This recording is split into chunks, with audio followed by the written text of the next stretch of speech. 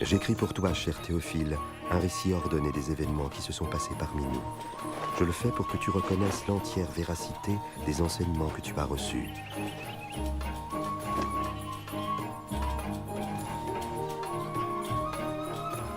Au temps où César Auguste était empereur de Rome, et Hérode le Grand, roi de Judée, Dieu envoya l'ange Gabriel dans une ville de Galilée, appelée Nazareth, chez une jeune fille vierge nommée Marie.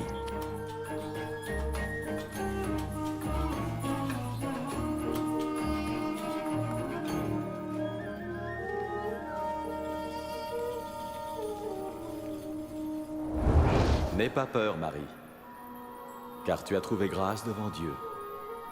Tu concevras et tu enfanteras un fils à qui tu donneras le nom de Jésus. Comment est-ce possible? Je suis vierge. Le Saint-Esprit viendra sur toi. C'est pourquoi le Saint-Enfant qui naîtra de toi sera appelé le Fils de Dieu. Son royaume est éternel. Alors Marie se rendit dans une ville des montagnes de Judée, chez sa cousine Élisabeth, elle aussi miraculeusement enceinte. Élisabeth.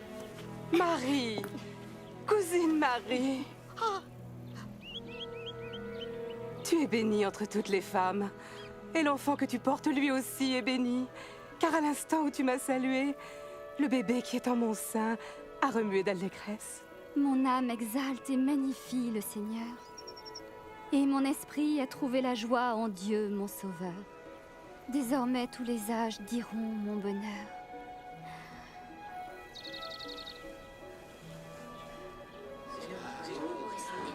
Sachez, hommes de Nazareth, que l'empereur César Auguste a décidé un recensement sur les territoires occupés de Galilée et de Judée. Tous doivent aller se faire inscrire, chacun dans sa ville natale.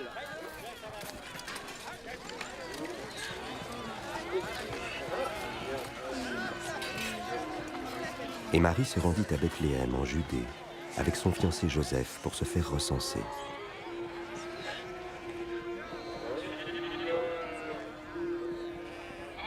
Mais il n'y avait pas de place pour eux à la maison des voyageurs, et ils durent se loger dans une humble étable.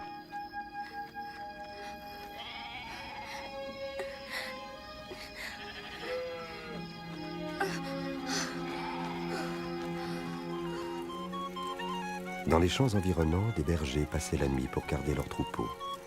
Soudain, un ange de Dieu leur apparut, et la gloire du Seigneur resplendit autour d'eux.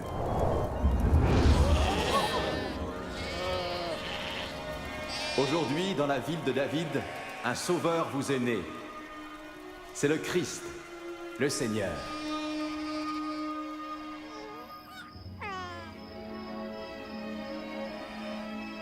Les bergers allèrent vite voir le bébé qui était couché dans une mangeoire. Ils étaient les premiers à répandre l'évangile, la bonne nouvelle du Sauveur né d'une vierge.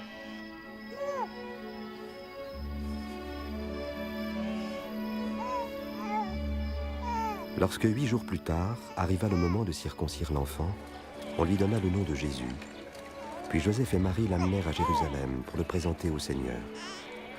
Il y avait au temple un homme droit et pieux nommé Siméon.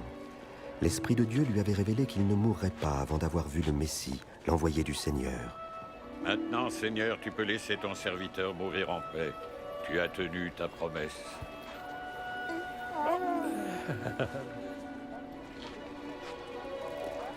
Car de mes yeux, j'ai vu le Sauveur, qui vient de toi. Que le Très-Haut vous bénisse.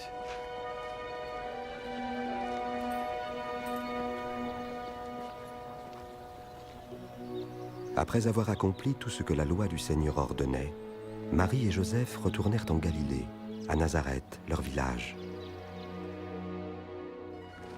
Lorsque Jésus eut 12 ans, Joseph et Marie l'emmenèrent à Jérusalem pour les fêtes de la Pâque.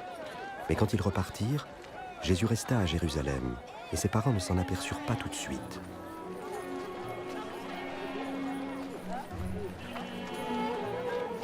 Ils retournèrent à Jérusalem pour le chercher, et le 3e jour, ils le retrouvèrent au temple, assis au milieu des maîtres religieux. Qui est cet enfant qui pose tant de questions?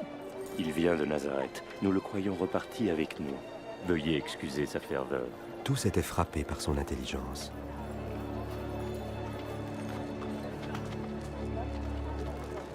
Mon enfant, pourquoi nous as-tu fait cela? Nous étions très inquiets en te cherchant partout, ton père et moi. Pourquoi m'avez-vous cherché? Ne saviez-vous pas que je dois m'occuper des affaires de mon père?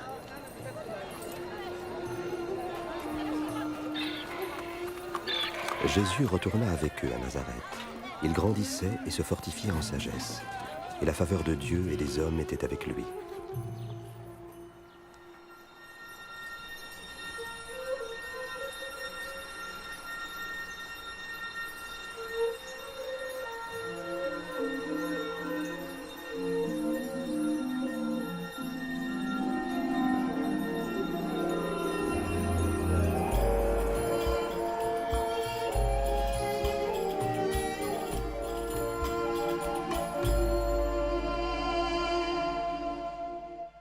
C'était la 15e année du règne de l'empereur Tibère. Ponce Pilate était gouverneur de Judée et Hérode régnait sur la Galilée. Anne et Caïphe étaient les grands prêtres. Cette année-là, Dieu confia son message à Jean dans le désert. Il parcourait la région du Jourdain, proclamant un baptême en signe de repentance, afin que Dieu pardonne les péchés. Éloignez-vous du péché! Faites-vous baptiser, et Dieu pardonnera vos péchés! Ainsi qu'il est écrit au livre des paroles du prophète Ésaïe. Une voix crie dans le désert. Préparez le chemin du Seigneur. Dis-nous, es-tu le Messie?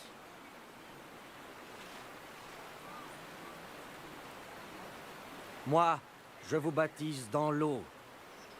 Mais un autre, bien plus puissant que moi, arrivera. Je ne suis pas digne de délier la courroie de ses sandales. C'est lui qui vous baptisera du Saint-Esprit et de feu. Il séparera le grain de la paille, et il amassera tout le grain dans son grenier.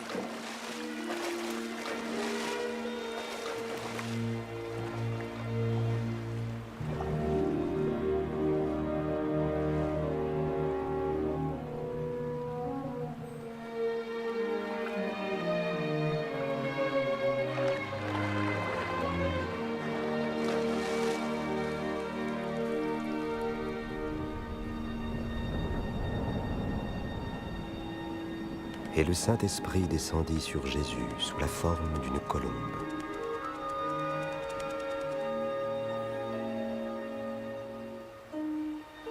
Et une voix se fit entendre du ciel. « Tu es mon Fils bien-aimé, tu fais toute ma joie. »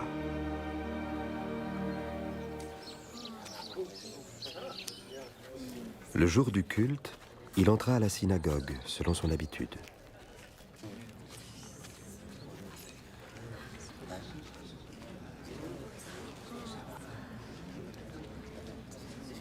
On lui demanda de lire un passage du livre du prophète Ésaïe.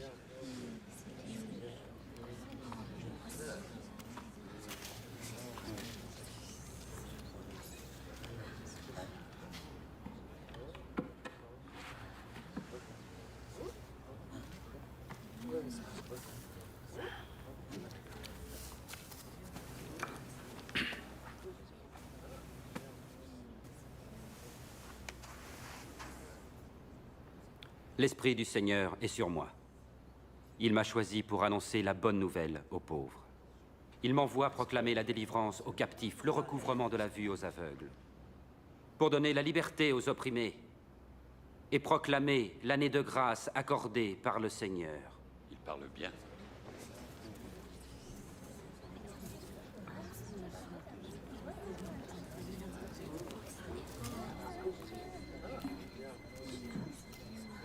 Aujourd'hui, cette parole devient réalité, alors que vous l'entendez. La parole s'accomplit. Mais il n'y a que le Messie qui puisse la réaliser. Comment le savoir? Vous me citerez sans doute ce proverbe. Médecin, guéris-toi toi-même. Vous me direz aussi, accomplis dans ta propre ville ce que tu as fait à Capernaum. Oui, je vous le dis, nul prophète n'est bien reçu dans son pays. Par ces paroles, Jésus s'identifia lui-même comme le Messie, envoyé par le Seigneur pour sauver son peuple. Ces Juifs ne l'acceptaient pas comme le Messie. Ils voulurent le précipiter du haut d'une falaise, mais il passa au milieu de la foule. et s'en alla.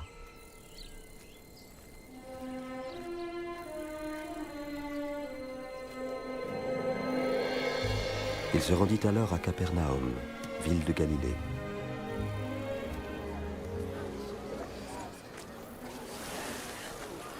La paix soit avec toi. Et avec toi, maître. M'embarqueras-tu, Simon? Pourquoi pas? Il ne va pas nous quitter? Parle-nous. Parle-nous! Jésus, parle-nous!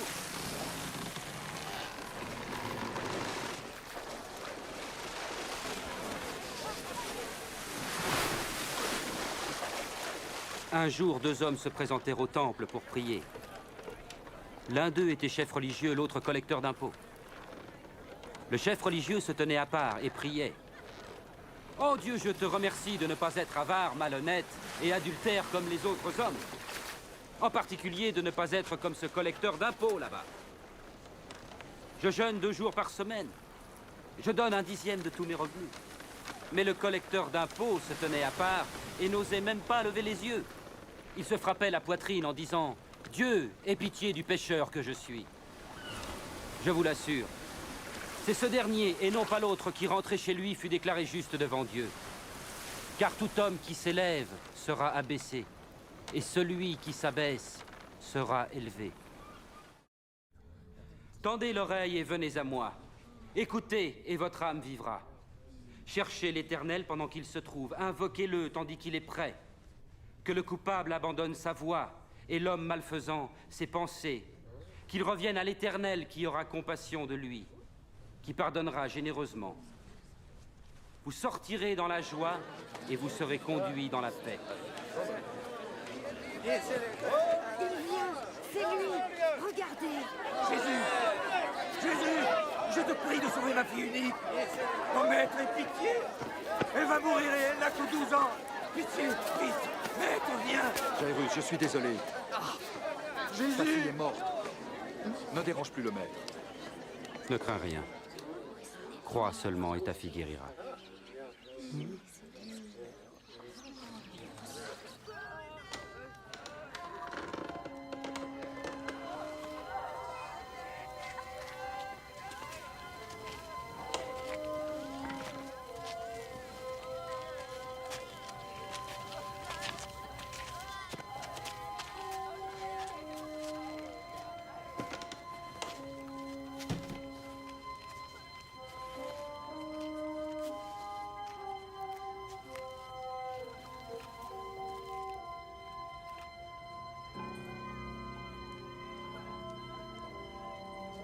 Ne pleure pas. Elle n'est pas morte, elle est endormie.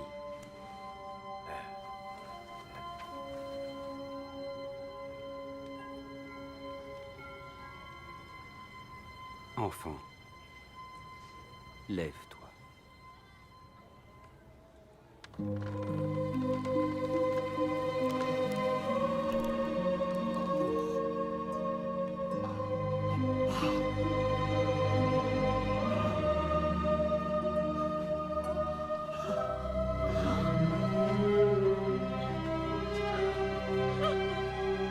Donnez-lui à manger. Mais ne dites rien. Personne ne doit être mis au courant.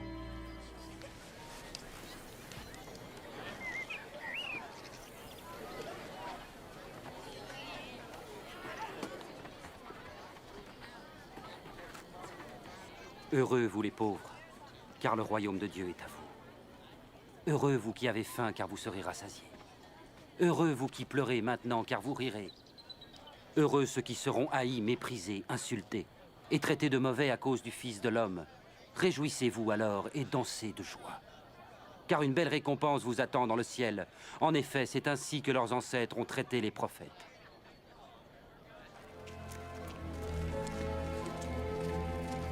Je voudrais connaître cet homme. Penses-tu qu'il pourrait être notre Messie?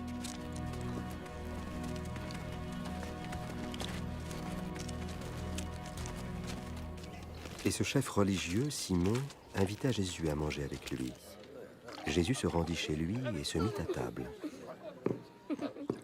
Allons les enfants, laissez-nous. Vous m'entendez? Allons. Ah, ces enfants, ils ne sont jamais tranquilles. Que vient-elle faire là? Je ne sais pas.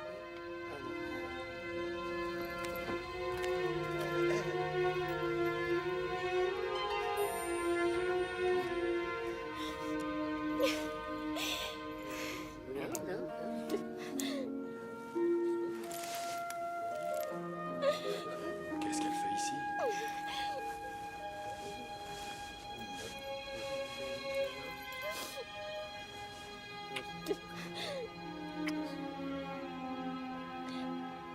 Si cet homme était vraiment un prophète, il saurait qui est cette femme qu'il touche.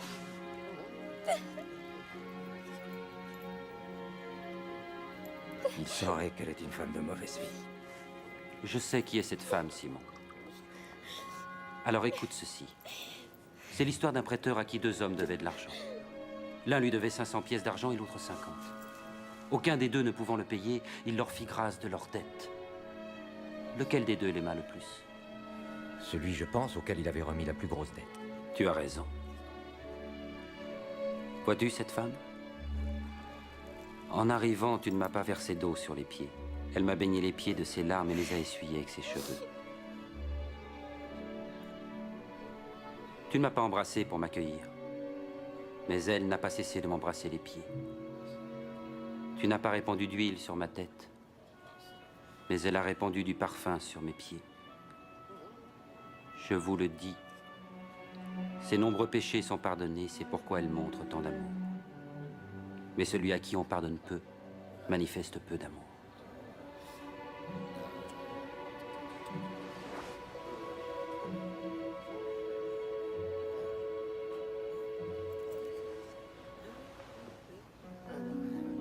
Tes péchés te sont pardonnés. Ta foi t'a sauvé, va en paix.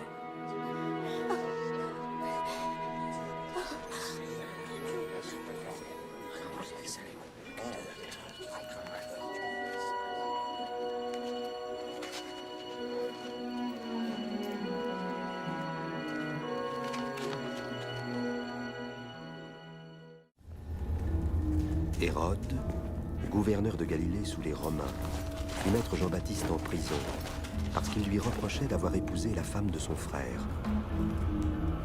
Alors? Nous arrivions à la porte de Naïn. On menait un mort au cimetière.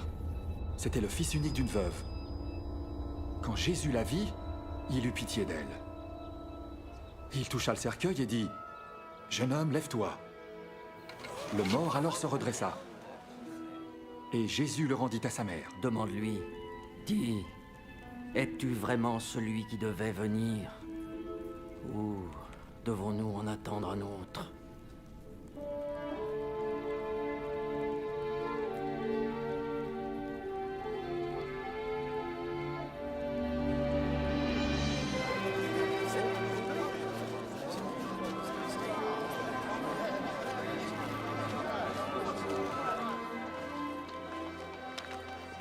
Maître.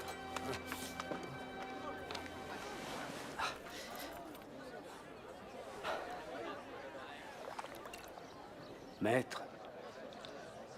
C'est Jean-Baptiste qui nous envoie. Es-tu vraiment celui qui devait venir, ou devons-nous en attendre un autre? Dites-lui ce que vous avez vu et entendu. Les aveugles voient, les boiteux marchent. Bienheureux qui ne perdra pas sa foi en moi.